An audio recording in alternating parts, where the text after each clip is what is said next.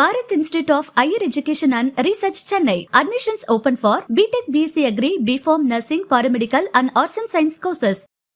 திருமாவளவன் தோற்கடிக்கப்பட வேண்டும், ஆனால் சிதம்பரத்தில் தோத்துறணும் அப்படின்ற ஒரு எண்ணம் எதிர்கட்சிகள்கிட்ட இருந்துச்சு. அப்படி இருந்தும் ஏன் அவர் உறுதியாக சிதம்பரம் தான் இருக்காரு? இது ஒரு கட்சியோட வெற்றியா நீங்க பார்க்க முடியாது. திமுகவோட வெற்றியோ இந்தியா கூட்டணியோட வெற்றியே கிடையாது. இது பெரியார் அவர்களுடைய, அண்ணா அவர்களுடைய வெற்றியா தான் நான் பார்க்குறேன். ஏன்னா அந்த கொள்கையில தான் இந்த வெற்றி உருவாகிட்டு இருக்கு.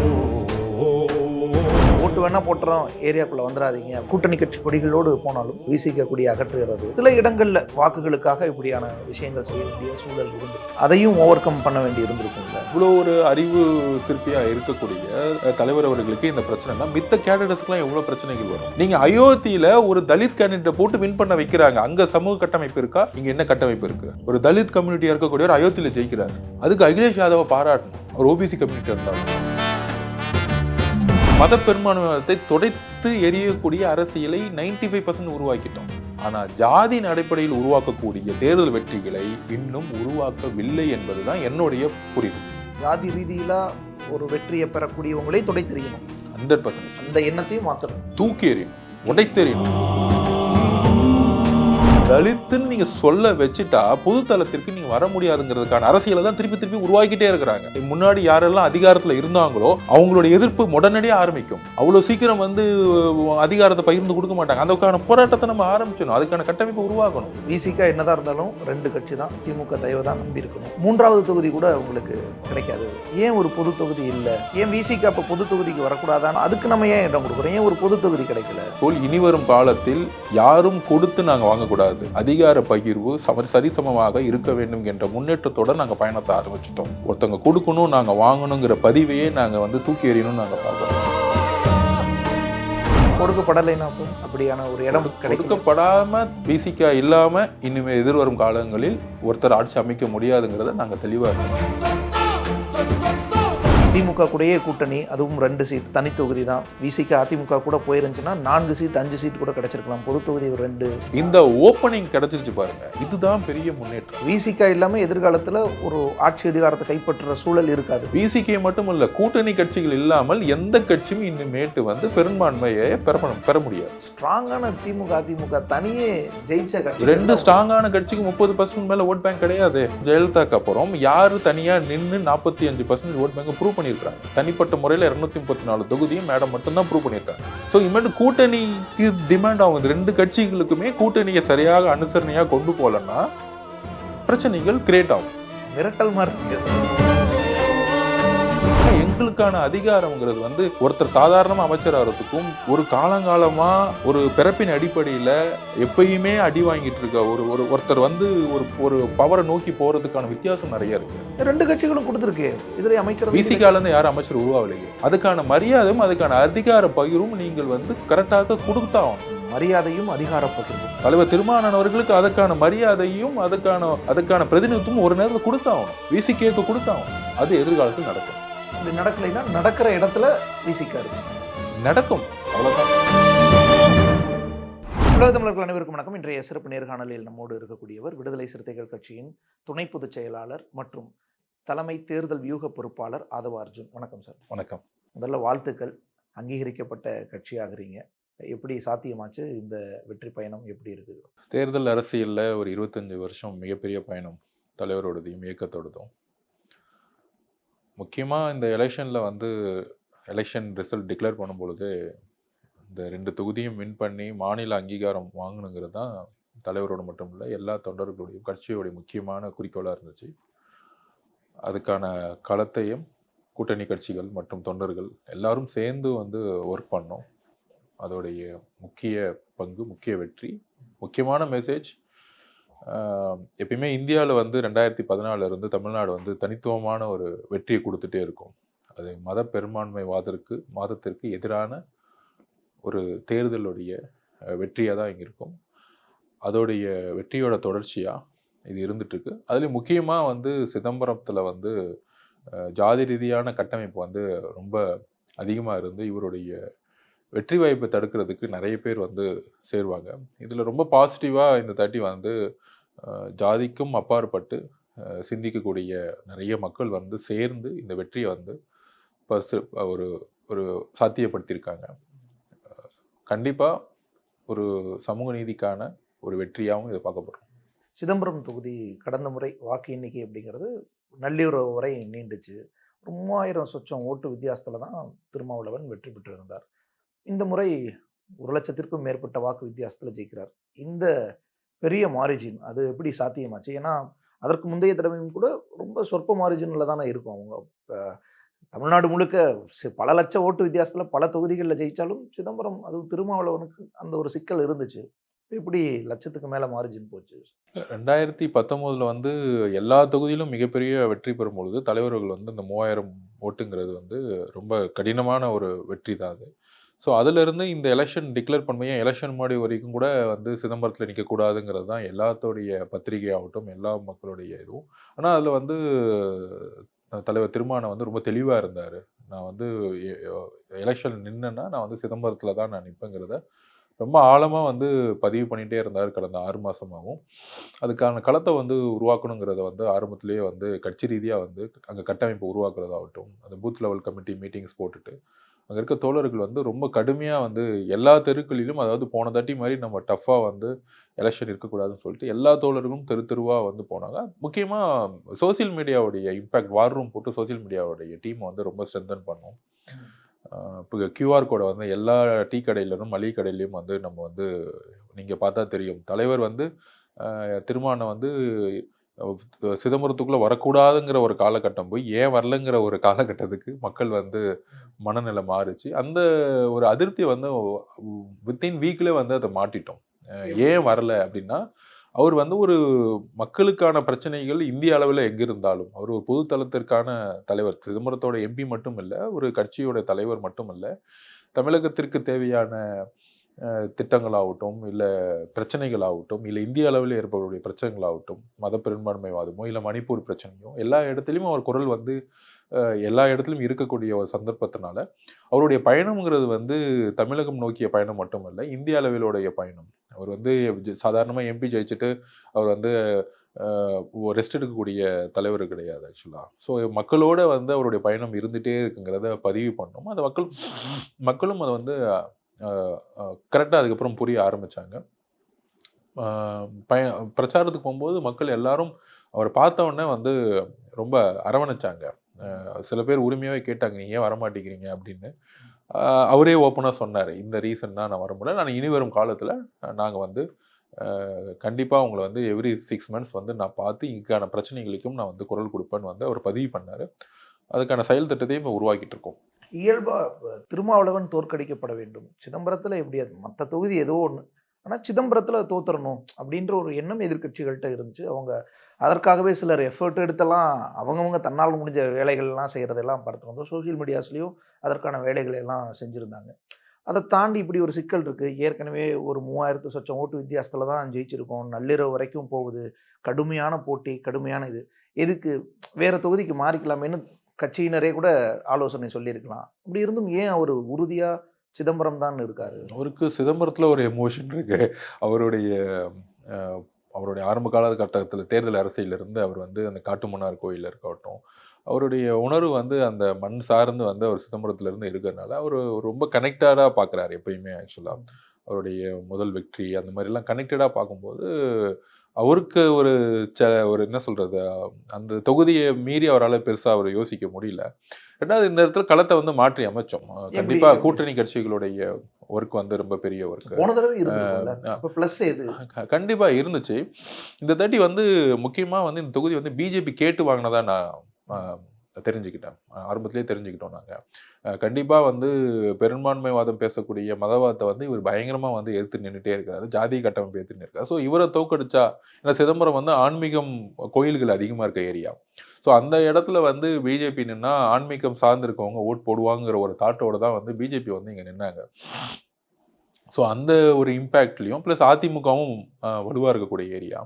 ஸோ அப்போ வந்து ஓட்டு பிரிந்துச்சுன்னா வந்து ப்ளஸ் பிஎம்கே வந்து பிஜேபி கூட சேர்ந்தவொடனே ஸோ பிஜேபி ஜெயிக்க முடியுங்கிற ஒரு உணர்வில் தான் அவங்க வந்து நின்னாங்க. ஸோ அதை வந்து ஒரு தேர்தலுடைய பிரச்சாரத்தின் மூலயமா அதை நாங்கள் உடைத்தோம், முக்கியமாக சோசியல் மீடியா மூலயமா.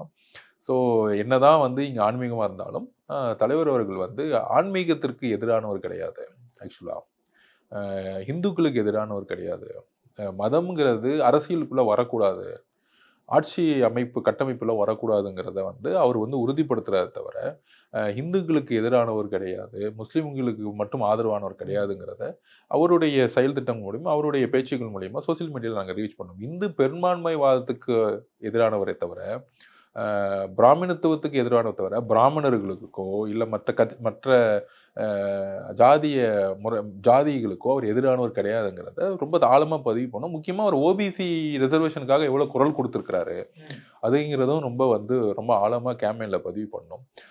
இந்த பதிவு வந்து மக்களுக்கிட்ட நிறைய ரீச் ஆயிருக்கு. பிறப்பின் அடிப்படையில் இவர் வந்து என்ன ஜாதிங்கிறத பார்க்கறது போய் இவருடைய அறிவு எந்த அளவுக்கு வந்து தமிழகத்திற்கு யூஸ் ஆகுது, மக்களுக்காக இவருடைய குரல் எந்த அளவுக்கு இருக்குங்கிறத பதிவு பண்ணி இன்னைக்கு வந்து எல்லா தரப்பட்ட மக்களும் சேர்ந்து ஓட்டு போட்டதுனால, ஒரு ஜாதி மட்டுமல்ல, எல்லா தரப்பட்ட மக்களும் சேர்ந்து ஓட்டு போட்டதுனால தான் இன்னைக்கு 1 லட்சம் ஓட்டை நம்ம வந்து கிராஸ் பண்ணியிருக்கோம். அதுதான் நான் முதல் பேட்டிலேயே சொல்லியிருந்தேன், 1 லட்சம் ஓட்டை அவர் கிராஸ் பண்ணுவார் அப்படின்னு.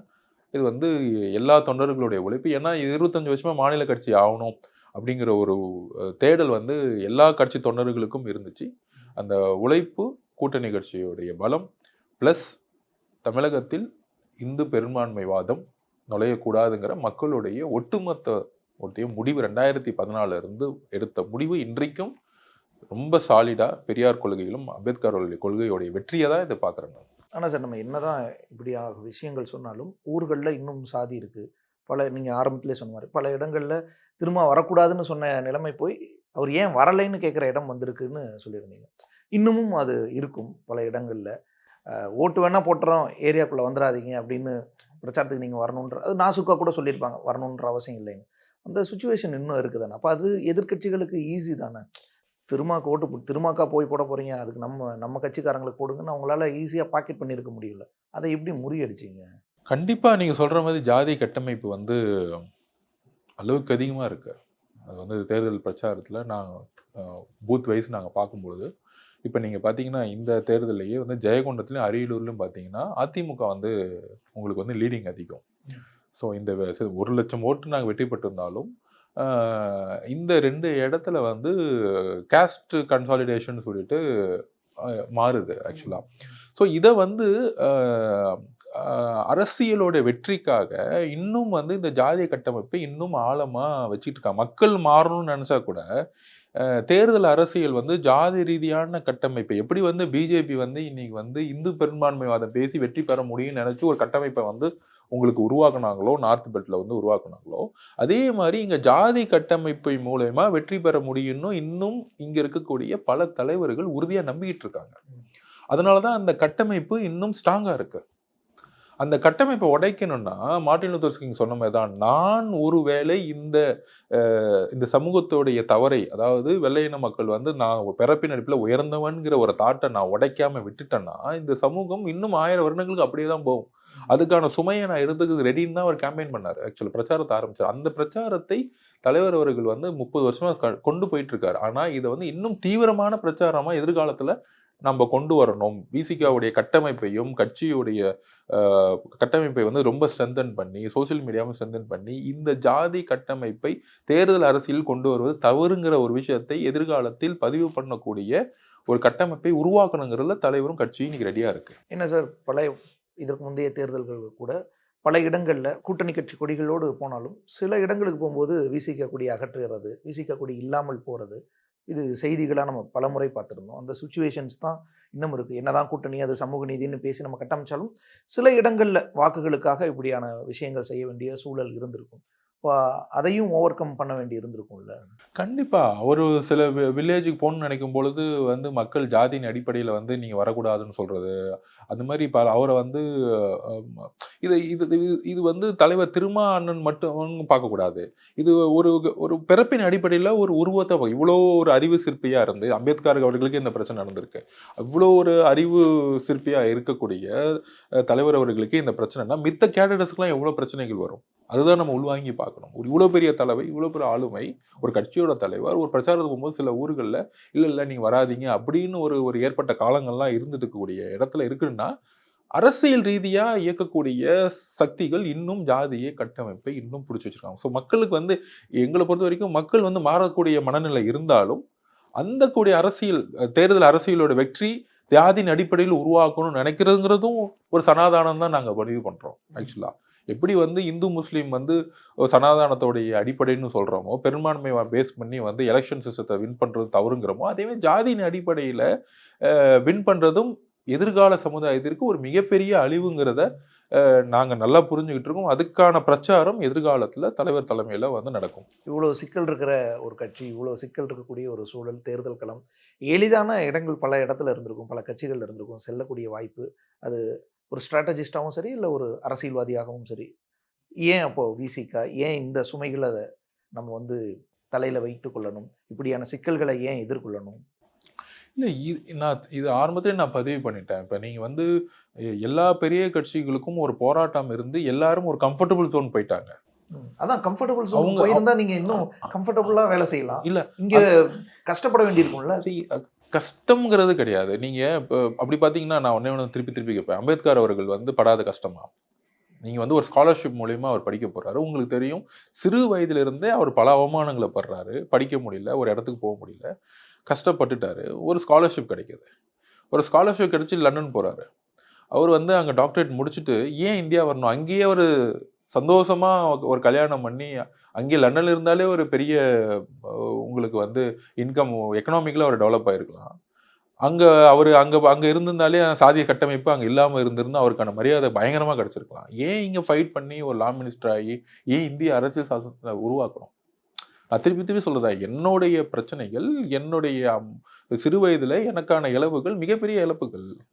எங்கள் அப்பா ஒரு விவசாயி இருந்த ஒரு காரணத்தினால பொருளாதார பிரச்சனைல எங்கள் அம்மாவுடைய இறப்பு, அங்கிருந்து வரக்கூடிய பல சிந்தனைகள், அங்கிருந்து நான் பொலிட்டிக்கல் சயின்ஸ் படித்த காலத்திலிருந்து நான் எந்த எந்த இடத்துல இருந்தாலும் என்னுடைய சிந்தனைங்கிறது இதை நோக்கி தான் இருந்துகிட்டே இருக்கு. அப்போ ஒரு கட்சியில் ஒர்க் பண்ண எலெக்ஷன்ல இன்னைக்கு சமூகம் சார்ந்த பிரச்சனைகள் நம்ம பார்க்கல. இது வந்து ஒரு கம்யூனிட்டிக்கான பிரச்சனை இல்லை. இது வந்து ஒட்டுமொத்த தமிழகத்தோடைய, ஒட்டுமொத்த இந்தியாவோட பிரச்சனை. சாதிய கட்டமைப்பின் மூலம் உருவாக்கக்கூடிய எந்த விதமான தேர்தல் வெற்றியும் எதிர்காலத்தில் ஒரு மிகப்பெரிய அழிவு. இதுதான் நம்ம சொல்றோம், மதத்தின் அடிப்படையில் உருவாக்கக்கூடிய தேர்தல் வெற்றிகள் எதிர்கால இந்திய சமூகத்திற்கு ஒரு மிகப்பெரிய அழிவு. அப்ப மதத்திற்கு எதிராக தமிழகம் வந்து அன்னைக்கு பெரியார் அவர்கள் மிகப்பெரிய ஒரு விஷயத்தை உருவாக்கி அண்ணா அவர்கள் அதை கடைப்பிடிச்சதுனாலதான் இன்னைக்கு வந்து மதத்திற்கு எதிராக தமிழகம் வந்து திரண்டு நிக்குது. இது ஒரு கட்சியோட வெற்றியா நீங்க பார்க்க முடியாது. திமுகவோட வெற்றியோ இந்தியா கூட்டணியோட வெற்றியே கிடையாது. இது பெரியார் அவர்களுடைய, அண்ணா அவர்களுடைய வெற்றியா தான் நான் பாக்குறேன். ஏன்னா அந்த கொள்கையில தான் இந்த வெற்றி உருவாகிட்டு இருக்கு. அப்ப அந்த கொள்கையை வந்து மதத்திற்கு எதிரான கொள்கை உருவாக்கும் பொழுது மதத்தின் அடிப்படையில் இன்னும் ஜாதிய கட்டமைப்பை இன்னும் ஹோல்ட் பண்ணி வச்சுட்டு இருக்க எலக்ட்ரோரல் சிஸ்டத்தை உடைச்சு ஆகணும். ஒரு நேரத்துல நீங்க அதை உடைக்காம விட்டுட்டீங்கன்னா மத பெரும்பான்மையும் ஜாதி பெரும்பான்மையும் ஒன்னாதான் நீங்க ஒரே தட்டுல தான் வச்சு பார்க்க முடியும். இப்ப மத பெரும்பான்மை பெருசா பேசிட்டு இருக்கோம், ஆனா ஜாதி பெரும்பான்மை சகிச்சுட்டு போயிட்டு இருக்கோம். இந்த இடத்துல அப்படிதான், இந்த இடத்துல இவங்க தான் இருக்காங்க, அதனால இவர் தான் கேண்டிடேட் ஆக்கணும். நீங்க அயோத்தியில ஒரு தலித் கேண்டிடேட் போட்டு வின் பண்ண வைக்கிறாங்க. அங்க சமூக கட்டமைப்பு இருக்கா? இங்க என்ன கட்டமைப்பு இருக்கு? யூபி ரொம்ப பின்னாடி நம்ம சொல்லிட்டு இருக்கோம். ஆனா இன்னைக்கு அவங்க ப்ரூவ் பண்ணிட்டாங்க. ராமர் கோயில் கட்டின இடத்துலயே அவங்க தோல்விடுறாங்க. அப்ப மக்கள் எந்த அளவுக்கு அவங்களுடைய தாட்ஸை மாத்துறாங்க, அவங்களுடைய சிந்தனையை மாத்துறாங்க. ஒரு தலித் கம்யூனிட்டியா இருக்கக்கூடியவர் அயோத்தியில ஜெயிக்கிறார். அதுக்கு அகிலேஷ் யாதவை பாராட்டணும், அவர் ஓபிசி கம்யூனிட்டி இருந்தாலும். ஸோ இந்த மாதிரியான முரண்பாடுகள் இந்த எலெக்ஷன்ல வந்து உருவாதுன்னா மக்கள் வளர்ச்சியை சார்ந்த அரசியலை உருவாக்கணும்னு நினைக்கிறாங்க. ஊழல் இல்லாத அரசியலை உருவாக்கணும்னு நினைக்கிறாங்க. ஒரு நல்ல திட்டங்களை கொண்டக்கூடிய தலைவர்களை உருவாக்கணும்னு நினைக்கிறாங்க. ஜாதிய கட்டமைப்பு மூலம் தேர்தல் அரசியலோட வெற்றி என்றைக்கும் ஒரு மிகப்பெரிய எதிர்காலத்தை உருவாக்கிட முடியாது. தேர்தல் அரசியலில் வெற்றி பெற்று ஒரு சிறந்த நிர்வாகத்தை வழங்கக்கூடிய தலைவர்களால் மட்டும்தான் வளர்ச்சியை உருவாக்க முடியும். நம்ம தேர்தல் அரசியலோட வெற்றியோடு நிப்பாட்டிடுறோம், அதுக்கப்புறம் நிர்வாகத்தில் நடக்குதுன்னு பார்க்கறதே கிடையாது, அதுக்கான கொஸ்டின்ஸே கிடையாது. ஸோ இங்கே மத பெரும்பான்மையத்தை துடைத்து எரியக்கூடிய அரசியலை 95% உருவாக்கிட்டோம். ஆனால் ஜாதியின் அடிப்படையில் உருவாக்கக்கூடிய தேர்தல் வெற்றிகளை இன்னும் உருவாக்கவில்லை என்பதுதான் என்னுடைய புரிதல். ஜாதி ரீதியில ஒரு வெற்றியை பெறக்கூடியவங்களே துடைத்தெறியணும். 100% அந்த எண்ணத்தையும் மாற்றணும், தூக்கி எறியணும், உடைத்தெறியணும். அதுதான் எதிர்கால அரசியல் தேவை. அதுக்காக எல்லாமே அதான் பண்றீங்கன்னு ஒரு விமர்சனம் வருது இல்ல. சாதிய ரீதியிலான ஒரு அரசியல் செய்கிறாங்கன்னு எப்படி நீங்கள் எதிர்கட்சிகளை மற்ற கட்சிகளை சொல்கிறீங்களோ அதே மாதிரி விசிகாவும் அப்படிதான். ஒரு சாதிய ரீதியிலான ஒரு கட்டமைப்பு தான், சாதிய ரீதியிலான அமைப்பு தான். அவங்களும் அந்த வாக்குகளை தான் அல்றாங்கன்னு ஒரு விமர்சனம் வந்துருக்கு. அப்படி கிடையவே கிடையாது. அதாவது இப்ப நீங்க வந்து அண்ணா அவர்கள் உருவாக்கும் பொழுது ஒரு விமர்சனம் இருந்துச்சு. அவர் முதலியார் கட்சின்னு சொன்னாங்க. அப்படி கிடையவே கிடையாது. அண்ணாவோட எண்ணம் வந்து ஒரு ஒரு ஒரு ஒரு மாபெரும் கனவுங்கிற ஒரு புக்கை நீங்க படிச்சீங்கன்னு தெரியும். ஒரு ஒட்டுமொத்த தமிழகத்திற்கான ஒரு கனவு அது. ஸோ அந்த மாதிரி இவர் வந்து பிறப்பின் அடிப்படையில் ஒரு தலிதா இருந்தாலும் ஆரம்ப காலத்து அவர் ஒரு லா ஸ்டூடெண்ட், சட்டம் படித்த ஒரு மாணவன். நீங்க அம்பேத்கரை வந்து ஒரு தலித் சொல்ல முடியுமா? தலித் மக்கள் அவர் கொண்டாடுறாங்கன்னு சொல்ல முடியுமா? இன்னைக்கு அம்பேத்கரை எல்லா தரப்பட்ட மக்களும் கொண்டாடுறாங்க. ஆனால் தலித்துன்னு நீங்க சொல்ல வச்சுட்டா பொது தளத்திற்கு நீங்க வர முடியாதுங்கிறதுக்கான அரசியலை தான் திருப்பி திருப்பி உருவாக்கிட்டே இருக்கிறாங்க. அவர் வந்து ஒரு அமைச்சர் ஆகக்கூடாது, அவர் வந்து ஒரு முதலமைச்சர் ஆகக்கூடாது, அவர் வந்து ஒரு துணை முதலமைச்சர் ஆகக்கூடாது, அவர் வந்து அடுத்த ஒரு கட்டத்துக்கு போகக்கூடாதுங்கிற ஒரு விஷயம் எங்கிருந்து உருவாகுதுன்னா, நீங்க ஒரு எம்எல்ஏ இருக்கலாம், எம்பியா இருக்கலாம், ஆனால் நீங்கள் அதிகாரத்துக்கு வரணும், அமைச்சரவை கூட்டத்துக்குள்ள வரணும் அண்ணா, அங்கதான் உண்மையான அரசியல் ஆரம்பிக்கும். அங்கதான் உங்களுக்கு எதிர்ப்பு இருக்கும். ஆல்ரெடி முன்னாடி யாரெல்லாம் அதிகாரத்துல இருந்தாங்களோ அவங்களுடைய எதிர்ப்பு உடனடியே ஆரம்பிக்கும். அவ்வளவு சீக்கிரம் வந்து அதிகாரத்தை பகிர்ந்து கொடுக்க மாட்டாங்க. அதுக்கான போராட்டத்தை நம்ம ஆரம்பிச்சணும், அதுக்கான கட்டமைப்பை உருவாக்கணும். அப்ப அந்த அடிப்படையில் ஒரு சார்ந்த இவர் வந்து அந்த மக்கள் அவருக்கு வந்து கன்சாலிடேஷன். அதான் சொல்றேன், நீங்க 1 லட்சம் ஓட்டுல இன்னைக்கு தலித் மக்கள் மட்டும் ஓட்டு போல, எல்லா தரப்பட்ட மக்களும் ஓட்டு போட்டிருக்காங்க. கூட்டணி கட்சிகளோட ஓட்டு இருக்கு, மக்கள் அவ்வளவுதான், எல்லா தரப்பட்ட மக்களும் அக்செப்ட் பண்றாங்க. இந்த அக்செப்டன்ஸ் எதிர்காலத்துல மிகப்பெரிய வரத்துக்கு கடுமையாக உழைக்க வேண்டியது இருக்கு. அதுக்கு ஐடியாலஜிக்கலா கட்டமைப்பை நம்ம வந்து கொண்டு சொல்லணும். அண்ணா அவர்கள் கொண்டு சொன்ன மாதிரி அம்பேத்கருடைய சிந்தனைகளை வந்து இன்னுமேட்டு அம்பேத்கருடைய அரசியல் தான் எப்படி பெரியாருடைய அரசியல் ஒரு நேரம் தேர்தல் எலெக்ஷன்ல வந்து பெருசா இருந்துச்சோ, எதிர்காலத்தில் அம்பேத்கரிசம் தான் தேர்தல் அரசியல் மிகப்பெரிய பங்காற்றுக்கப்படுது. இந்திய அரசியலமைப்பினுடைய அரசியலமைப்பு தான், இந்திய அரசியலமைப்பு என்ன சொன்னது? ஜஸ்டிஸ், அவ்வளவுதான், ஈக்குவாலிட்டி, இது 2 தான். இதை நோக்கி தான் அரசியல் உருவாக்க போகுது. இன்னைக்கு யங் ஜெனரேஷன் அதை நோக்கி தான் அரசியல் வராங்க, அதை நோக்கி தான் சிந்திக்கிறாங்க. அப்ப அதை நோக்கிய விடுதலை சிறுத்தைகளோட பயணம் ஒரு பெரிய பயணமா இருக்கணும். போன தடவையாவது சிதம்பரம் மட்டும்தான் ஒரே சுயேட்சை சின்னம், பானை சின்னம். இந்த முறை விழுப்புரத்துலயும் பானை சின்னம் தான். அது இன்னும் கடினமான பணியா இருந்துராதா? கடினமான பயணம். இது வந்து தோழர் ரவிக்குமார் அவர்கள் வந்து இந்த பயணத்தை வந்து கடுமையா அவர் எதிர்கொண்டார். ஆக்சுவலா முன்னாடி வந்து இன்னொரு சிம்பிள் இருந்தோம், இப்போ வந்து சொந்த சிம்பிள் எப்படி சேர்க்கணும்னு சொல்லும்போது வார் ரூம் பண்ணி சோசியல் மீடியால கனெக்ட் பண்ணி அதுக்காக வந்து சிம்பிளை வந்து கொண்டு போய் சேர்த்தோம். நான் திருப்பி சொன்னதுதான், அந்த பயணத்தோட மக்கள் கொள்கை ரீதியாக இந்த தடவை வந்து இந்தியா கூட்டணிக்கு ஓட்டு போகணும்னு ஒட்டுமொத்தமா முடிவு பண்ணதோடைய வெற்றி வந்து சின்னம்ங்கிறது ஒரு பெரிய விஷயம் இல்லைங்கிறத மக்கள் பதிவு பண்ணிட்டாங்க.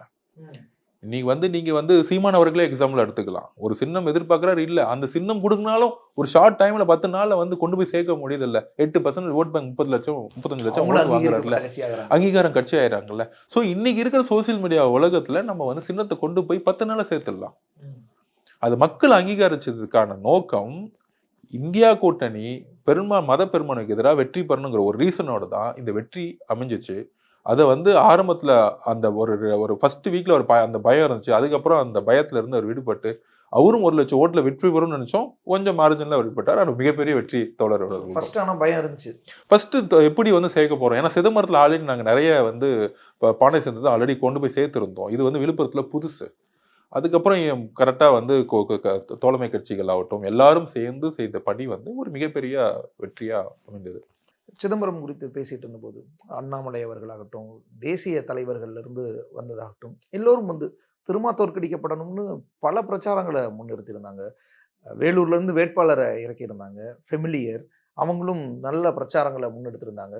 ஸோ ஈவன் அதிமுக கூட இல்லை, பாஜக மிக கடுமையா எதிராக பிரச்சாரம் பண்ணி இருந்துச்சு. ஸோ தோற்கடித்தாகணும்ன்ற அந்த ஒரு எண்ணம், அதுவும் சிறுமா தோற்கடிக்கப்படணும் அப்படிங்கிற அந்த எண்ணம் அவர்களுக்கு அதிகமாக இருந்ததை பார்க்க முடிஞ்சிருச்சு. இப்போ இயல்பா பிரதமர் மோடி மட்டும்தான் வரல அப்படிங்கிற அந்த சுச்சுவேஷன், அதை எப்படி எதிர்கொண்டீங்க?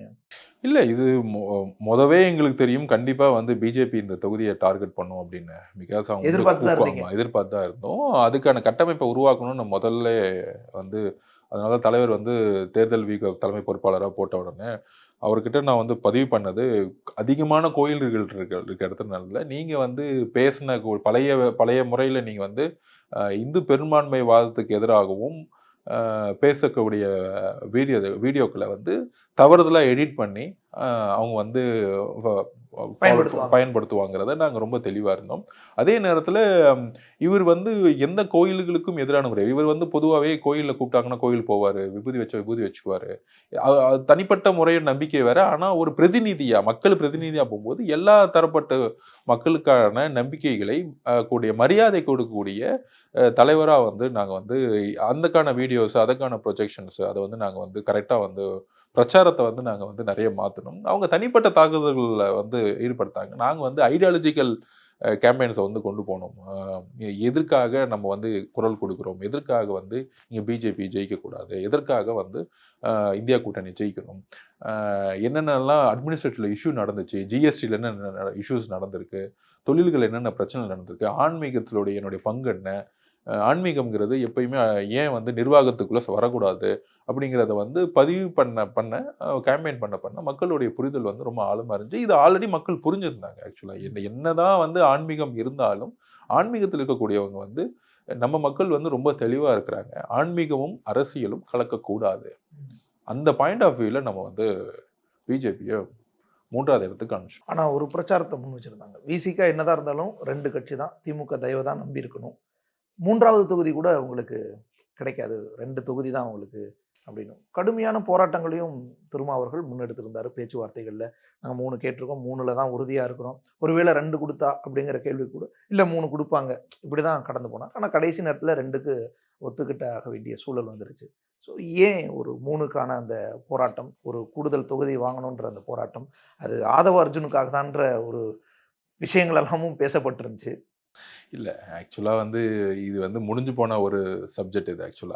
இது தலைவர் வந்து அட்ரஸ் பண்ணியிருந்தார். 3வது தொகுதி வந்து ஆதவ அர்ஜுனாக்காகங்கிறது வந்து உண்மையை சொல்ல போனால் பார்த்தீங்கன்னா ஒரு ஒரு ஒரு ட்ரை தான் அந்த நேரத்தில் வந்து பண்ணது. ஏன்னா வந்து 3வது தொகுதி ஆதவ அர்ஜுனா இதையோட முக்கியமான பிரச்சனைகள் வந்து இங்கே வந்து இந்தியா கூட்டணி வெற்றி பெறணும். ஒரு பெரிய கூட்டணியை உருவாக்குறதுல வந்து திமுக எந்த அளவுக்கு வந்து முக்கிய பங்கோ அதே மாதிரி இந்தியா லெவலில் கூட்டணி உருவாக்கணும் முக்கிய பங்கு வந்து தலைவர் திருமாவளவனுக்கு வந்து எப்பயுமே இருந்துச்சு. அப்போ வந்து கூட்டணியோடைய அரித்மேட்டிக்ஸ் படி பார்த்தீங்கன்னா காங்கிரஸ் அதே 10 தொகுதி கொடுத்தாங்க.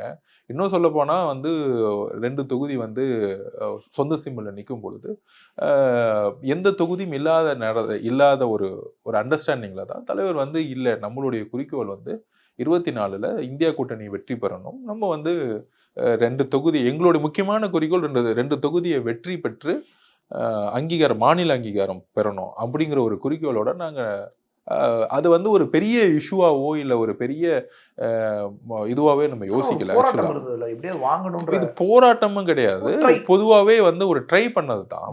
அவரு ட்ரை பண்ணாரு. அதனால வந்து இந்த முரண்பாடுகள் வரக்கூடாது. முரண்பாடுகள் வந்துச்சுன்னா அப்புறம் எலெக்ஷன்ல வந்து நம்ம வந்து கிரவுண்ட்ல வந்து ரெண்டு கேடர்ஸ்குள்ள வந்து ஒரு மிஸ் அண்டர்ஸ்டாண்டிங் வரக்கூடாதுல ஒரு ட்ரை பண்ணோம். ஒரு பேச்சுவார்த்தை நடந்துச்சு. அதுக்கப்புறம் ஸ்மூத்தா முடிஞ்சிச்சுங்கிறது வந்து தலைவர் அவர்கள் வந்து உங்களுக்கு பதிவு பண்ணியிருக்கிறாரு. ஆனா சார், தனி தொகுதி தான் 2ம், ஏன் ஒரு பொது தொகுதி இல்லை? ஏன் விசிக்கு அப்போ பொது தொகுதிக்கு வரக்கூடாதான்ற ஒரு கேள்வி எதிர்கட்சிகளே எழுப்புனாங்களே, பிரச்சாரத்திலே கொண்டு வந்தாங்கல்ல. அதுக்கு நம்ம ஏன் இடம் கொடுக்குறோம்? ஏன் ஒரு பொது தொகுதி கிடைக்கல? இல்லை, இது சட்டமன்றத்தில் வந்து பொது தொகுதி நம்ம வாங்கியிருக்கோம். பட் இனிவரும் காலத்தில் வந்து நம்ம கடுமையாக வந்து கட்சியை கட்டமைப்பை வந்து இப்போ லேட்டஸ்ட்டாக வந்து தலைவர் சொல்லியிருக்காரு. வந்து கட்டமைப்பை வந்து எலக்டோரல் சிஸ்டத்துக்கு ஏற்ற மாதிரி மாற்றணும்னு சொல்லியிருக்கிறாரு. முன்னாடி வந்து ரெவென்யூ அடிப்படையில் இருக்கும் உங்களுக்கு ஆக்சுவலாக கட்சியோட ஸ்ட்ரக்சர். இப்போ வந்து பூத்தின் அடிப்படையிலையும் சட்டமன்றத்தின் அடிப்படையிலையும் வந்து கட்சியோட ஸ்ட்ரக்சரை வந்து மாற்ற போகிறோன்னு உங்களுக்கு அவார்ட் ஃபங்க்ஷனில் சொல்லியிருப்பாரு. ஸோ இதுக்கான கட்டமைப்பை இன்னைக்கு பிஜேபி வந்து ஸ்ட்ராங்காக இருக்குது, நாங்கள் 400 தொகுதி நிற்போம் அப்படின்னா நீங்கள் 30 வருஷத்துக்கு முன்னாடி 400 தொகுதி நிற்கக்கூடிய கட்டமைப்பு கிடையாது அவங்களுக்கு. 20 வருஷத்துக்கு முன்னாடி கட்டமைப்பு கிடையாது.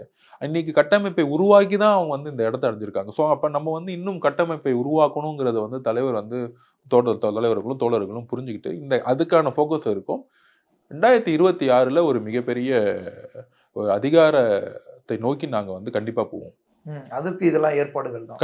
அதுக்கான ஒரு ஏற்பாடாக தான் அது பார்க்குறோம். இது 2024ங்கிறது இந்தியா கூட்டணி வெற்றி பெறணும் அப்படிங்கிற ஒரு தாட்டு தான். ராஜ்யசபாக்கு வாய்ப்பு இருக்கா? அதை பத்தி தலைவர் தான் முடிவு பண்ணணும். எங்களுடைய குறிக்கோள், ஏன்னா நீங்க மற்ற கட்சி எங்களுடைய ஒரே குறிக்கோள் இனிவரும் காலத்தில் யாரும் கொடுத்து நாங்க வாங்கக்கூடாது, அதிகார பகிர்வு சரிசமமாக இருக்க வேண்டும் என்ற முன்னேற்றத்தோட நாங்க பயணத்தை ஆரம்பிச்சிட்டோம். ஒருத்தவங்க கொடுக்கணும், நாங்க வாங்கணுங்கிற பதிவையே நாங்க வந்து தூக்கி எறியணும்னு நாங்க பாக்குறோம். எங்களுக்கான அதிகாரமும் எங்களுக்கான வளர்ச்சியும் எங்களுடைய வளர்ச்சியின் அடிப்படையில் இருக்கணும், அது சரிசமமா இருக்கணும் அப்படிங்கிறத நாங்க கொடுக்கப்படலைன்னா அப்படியான ஒரு இடம் கொடுக்கப்படாம விசிகா இல்லாம இனிமே எதிர்வரும் காலங்களில் ஒருத்தர் ஆட்சி அமைக்க முடியாதுங்கிறத நாங்க தெளிவா இருக்கிறோம். அதுக்கான அரசியல் சூழ்நிலை உருவாக்கும். சார், இந்த தேர்தல் பிரச்சார கூட்டணி பேச்சுவார்த்தைகள்லேயே கூட அதிமுக கிட்ட இருந்து அழைப்பு, ஒருவேளை விசிக அதிமுக கூட போயிருந்துச்சுன்னா 4 சீட் 5 சீட் கூட கிடைச்சிருக்கலாம், பொது தொகுதி ஒரு 2 கிடைச்சிருக்கலாம், ராஜ்யசபா கூட ஆஃபர் ஆயிருக்கலாம்லாம் சொல்லப்படுது. தேமுதிகக்கு அதே போல் அன்புமணி ராமதாஸுக்கு ராஜ்யசபா கொடுத்ததாகட்டும், ஜி.கே. வாசனுக்கு கொடுத்ததாகட்டும், அதிமுகவை பொறுத்தளவு அவங்க ஒரு கூட்டணி பேச்சுவார்த்தை ராஜ்யசபாவா அது கூட அக்செப்ட் பண்ணிக்கிறாங்க. பிரேமலதா விஜயகாந்த் சொல்லியிருந்தாங்க எங்களுக்கு ராஜ்யசபா சொல்லியிருக்காங்க அப்படின்னு. ஸோ அப்போ அங்கே இன்னும் ஒரு உறுதியான ஒரு சான்ஸ் இருக்குது. ஏன் நம்ம அப்போ திமுக கூடயே கூட்டணி, அதுவும் 2 சீட் தனி தொகுதி தான், எந்த வளர்ச்சியும் இல்லாத ஒரு சூழல், விசிகாக்கு ஒரு நல்ல ஆஃபர் இருக்கே அப்படின்ற ஒரு பார்வை வைக்கிறாங்கல்ல. அதாவது நீங்கள் தேர்தல் கூட்டணிங்கிறது ஒரு ஐடியாலஜிக்கலாக உருவாக்கணும். அப்படி ஐடியாலஜிக்கலாக உருவாக்கலைன்னா தேர்தலுடைய ஓட்டுகள் உங்களுக்குள்ளே ஷிஃப்ட் ஆகாது. இப்போ இந்தியா கூட்டணி திமுகவுடைய கூட்டணி பார்த்தீங்கன்னா 2019 கண்டினியூ ஆகிட்டு இருக்கு.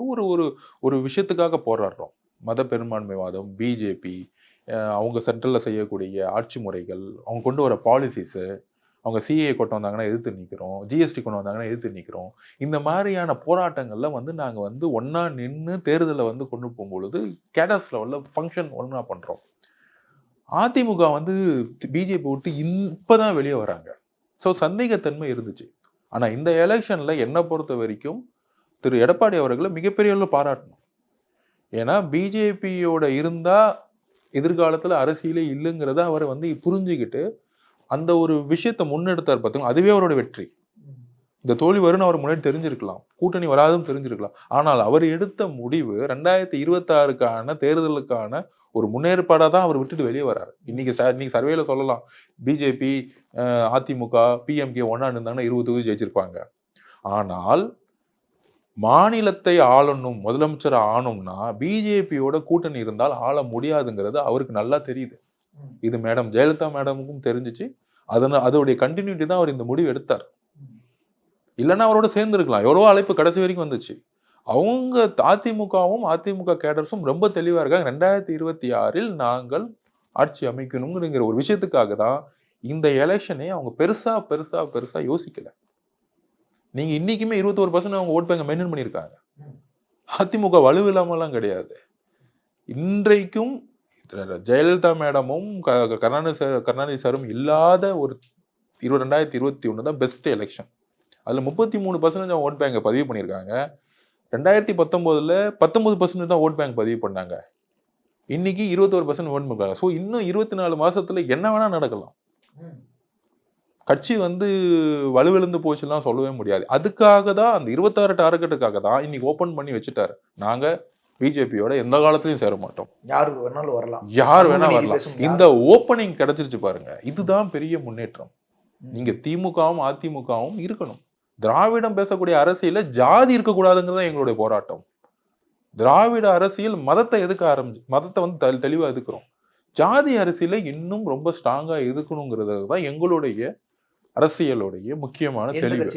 எந்த கட்சியாக இருந்தாலும் அந்த தெளிவுல இன்னைக்கு ஓப்பனா நின்றுட்டு அந்த தோல்வியை அவங்க அக்செப்ட் பண்ணிட்டாங்க. ஆனா 7 சீட்டு டெபாசிட் காலி இல்ல சார். அதை பத்தி கவலைப்பட வேணாம். ஜெயலலிதா மேடம் இருக்கும்போது எத்தனை எலெக்ஷன்ல டெபாசிட் இழந்திருக்காங்கன்னு நீங்க சர்வே எடுத்து பாருங்க. அது ஒரு பிரச்சனையே கிடையாது.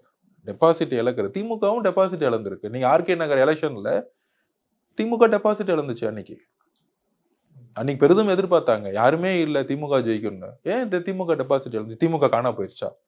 இந்த டெபாசிட் இழந்துருச்சு. இதெல்லாம் பேசுறதுக்கு ஒரு கட்சியை விமர்சிக்கிறதுக்கு கரெக்டா இருக்கலாம். எடப்பாடியினுடைய அந்த முடிவு உறுதியானது, சரியான முடிவு. பிஜேபி விட்டு விலகுனது ரொம்ப ரொம்ப ஆழமான தெளிவான அரசியல் கூர்மையான முடிவுன்னு நான் சொல்லுவேன். புத்திசாலித்தனமான முடிவு, ரொம்ப புத்திசாலிமான முடிவு. அவர் கூட்டணி கிடைக்காதுன்னு அவர் நல்லா தெரியும். அந்த விஷயத்தை அவர் பதிவு பண்ணிட்டாரு. நான் ஜெயலலிதா மேடம் மாதிரி நான் முடிவு பண்ணிட்டேன். ஆனா வெற்றி இல்லைங்கிறது, வெற்றியை பத்தி கவலைப்படணும். 2019 வெற்றி கிடையாது. நீங்க 2014 திமுகவுடைய வெற்றி வாய்ப்பு எப்படி இருந்துச்சு? அதே 23% தான் இருந்தாங்க. 40 தொகுதி தோத்தாங்க. எப்படி 2016 வந்து பெரிய எதிர்கட்சி ஆனாங்க, 2019 எப்படி 40 தொகுதி வெற்றி பெற்றாங்க? கட்டமைப்பு இருக்கு. மினிமம் 25% ஓட் பேங்க் கட்டமைப்பு இருக்கு. திமுக அதிமுகவுடைய 25-30% கட்டமைப்பு வேற எந்த கட்சிக்கும் கிடையாது. பாஜக வளருது இல்ல சார், கிடையவே கிடையாது. 3% இப்ப 10, 10, 11%. அதுதான் தவறு. இந்த 18% கூட்டணியை வந்து அவங்க 2014 ப்ரூவ் பண்ணிட்டாங்க. கோயம்புத்தூருடைய வெற்றி வந்து சிபி ராதாகிருஷ்ணனே ப்ரூவ் பண்ணிட்டார். நீங்க புதுசா எந்த தொகுதியில அவங்க வந்து பெருசா வளர்ந்துருக்காங்க? நாங்க இந்த தொகுதியில் நின்னா ஜெயிச்சிருவோம், எந்த தொகுதியில வெற்றி பெற்றிருக்காங்க? நான் 2வது இடத்துக்கு வந்துட்டேன், வளர்ந்துருச்சு. தேர்தலுடைய வெற்றி, தேர்தலுடைய அரசியல் வந்து நீங்க வெற்றி பெறணும். இல்ல சார், அண்ணாமலையுடைய அந்த பெரிய பயணம், ஒட்டுமொத்த கட்சியும் ஒட்டுமொத்த நிறைய பேரும் சேர்ந்து போய் கோயம்புத்தூர்ல வேலை பார்த்திருக்காங்க அவருக்காக. அவர் சொல்ற மாதிரி பணபலம்லாம் இல்லாமலாம் கிடையாது. எல்லாத்துக்கும் தெரியும் கோயம்புத்தூர்ல எவ்வளவு மணி டிஸ்ட்ரிபியூட் பண்ணாங்க அப்படின்னு. அண்ணாமலை தரப்புல. ஆமா ஆமா ஆமா, எவ்வளவு வீடியோ வந்துச்சுன்னு தெரியும். சோ இது வந்து நம்ம வந்து 3வது இடத்துக்கு தள்ளிட்டாங்கல்ல. அதுதான் நான் திருப்பியும் சொல்றேன். அதனால எந்த ஒரு பெரிய அதிமுக ஸ்ட்ராங் பேஸ் ஏரியா, அங்கேயே அண்ணாமலை அதிமுகவை தோக்கடிக்கிறாரு, வேலுமணியை தோக்கடிக்கிறாருன்னா இந்த எலெக்ஷன் ஆரம்பிக்கும் போதே அதிமுகவுக்கு ஒரு சோறு வந்துருச்சு. அதாவது நம்ம கூட்டணி அமையல, கூட்டணி அமையாதனால நம்ம வந்து பெருசா ஜெயிக்க மாட்டோம் அப்படிங்கிற ஒரு சோறு வருது அவங்களுக்கு. அந்த சோர்வு தான் அவங்களுக்கு பிரச்சனைங்க. நீங்க அரித்மேட்டிக்ஸ் படி நீங்க ஏதாவது ஒரு கூட்டணி சேருங்க, ஒரு கேடஸ் ஒர்க் பண்றதுக்கும் ஒரு சோர்வா இருக்குது. இப்ப 2014 திமுக வந்து எப்படி கேடஸ் ஒர்க் பண்ணாங்கன்னு நான் பார்த்திருக்கேன். ரொம்ப சோர்வா இருப்பாங்க. என்னங்க ஒரே பிரச்சனை, 2G பிரச்சனை, அந்த பிரச்சனை, ஊழல் பிரச்சனை, நம்ம ஜெயிக்க மாட்டோம், சோர்வு வந்துடும். அப்போ உங்களுக்கு கிடைக்க வேண்டிய 27%, 28% ஓட் பேங்க் 22% ஆச்சு. நீங்க திமுக வந்து ஆக்சுவலா 28% ஓட் பேங்க் இருக்கும், ஆனா ஒர்க் பண்ண மாட்டாங்க, சோர்வு வந்துடும்.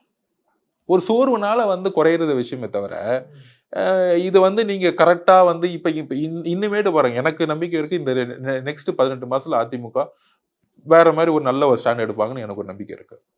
ஒரு எதிர்கட்சியா ஸ்ட்ராங்கா செயல்படலாம், கூட்டணிக்கு உருவாக்குறதுக்கு பயங்கரமா ஒர்க் பண்ணலாம், அவங்க ஸ்ட்ராட்டஜியை மாத்தலாம். ஒரு தோல்வி தானே பாடம் கற்றுக் கொடுக்கும். பிஜேபி என்ன ஸ்ட்ராட்டஜி பண்ண முடியும், இதுக்கு மேல என்ன ஸ்ட்ராட்டஜி பண்ண முடியும்னு சொல்லுங்க.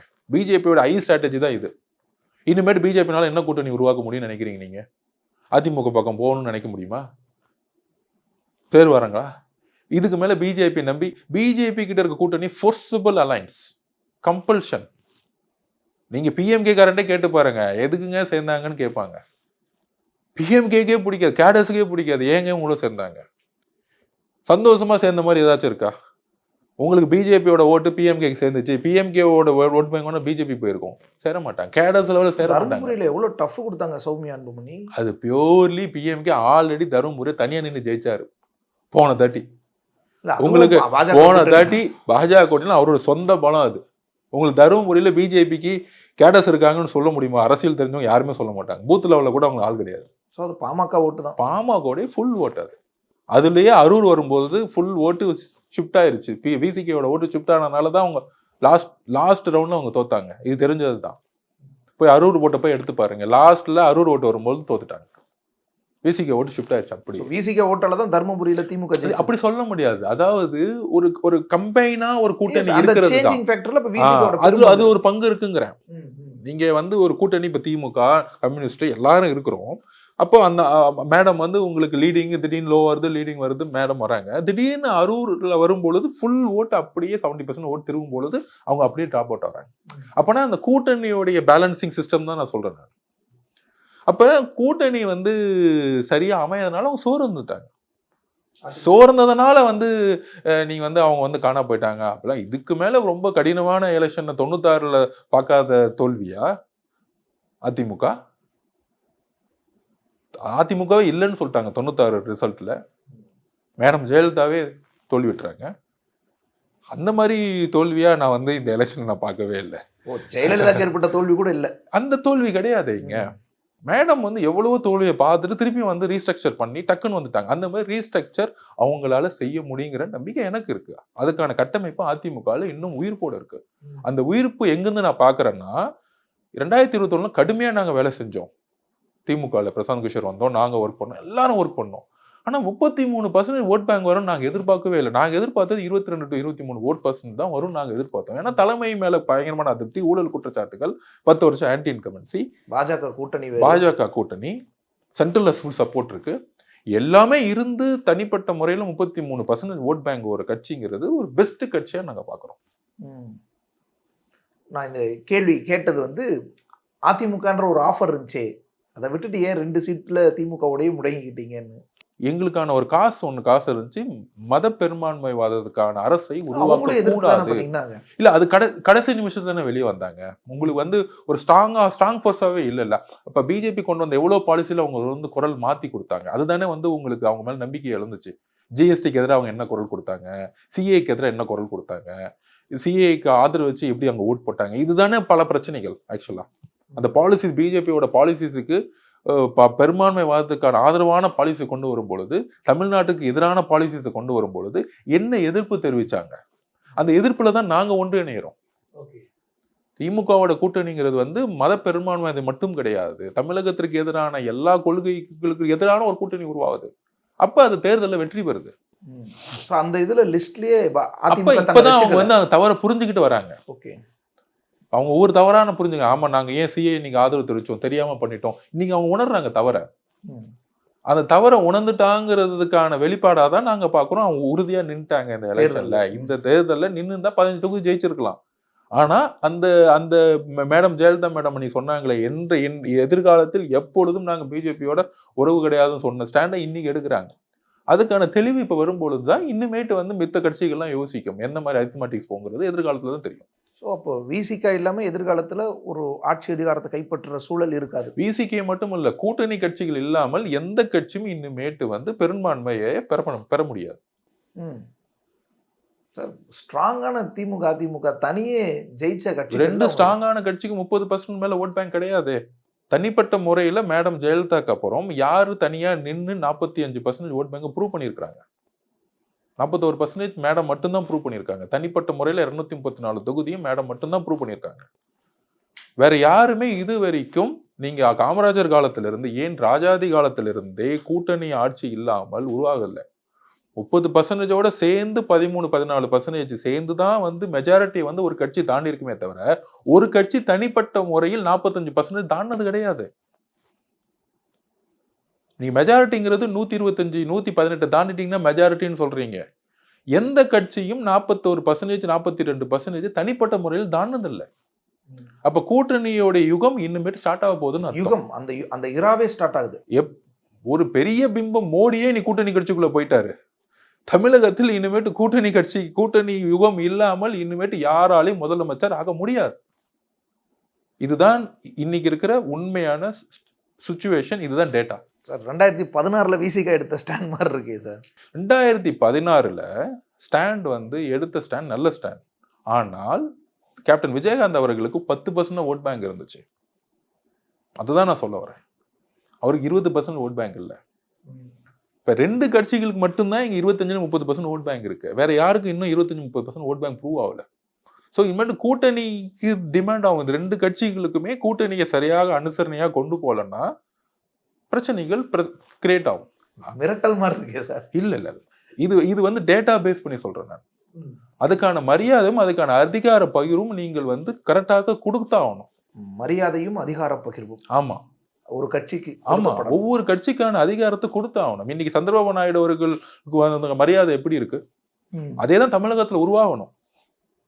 தலைவர் திருமாவளவன் அவர்களுக்கு அதற்கான மரியாதையும் அதுக்கான பிரதிநிதித்துவம் ஒரு நேரத்தில் கொடுத்தாகணும்.